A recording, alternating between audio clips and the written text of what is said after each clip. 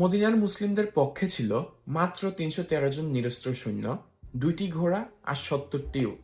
অপরদিকে কোরাইশদের পক্ষে ছিল ১,০০০ জন সৈন্য, ১০০টি ঘোড়া এবং ৭০০ উট। বিশাল বাহিনীর কোরাইশদের সাথে মদিনার মুসলিমদের রমজান মাসে যে সামরিক যুদ্ধটি হয় সেটি বদরের যুদ্ধ নামে পরিচিত।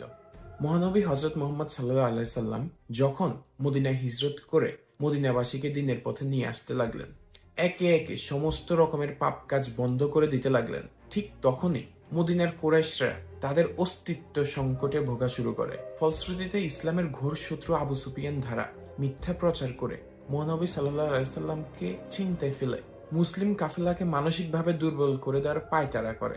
নবীজি দুশ্চিন্তাগ্রস্ত হয়ে পড়েন, আর তখনই মহান আল্লাহ তাআলা সূরা বাকারার এই ১৯০ নম্বর আয়াতটি নাজিল করেন।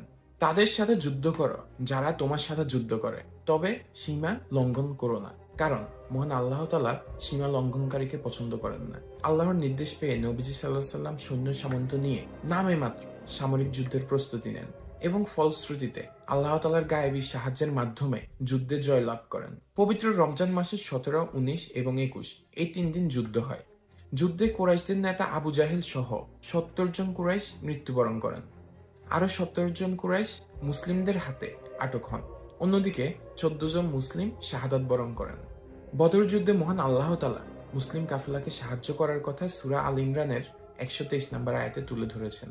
তিনি বলেন, আল্লাহ তোমাদের বদরে সাহায্য করেছিলেন, অথচ তোমরা ছিলে ক্ষীণশক্তি।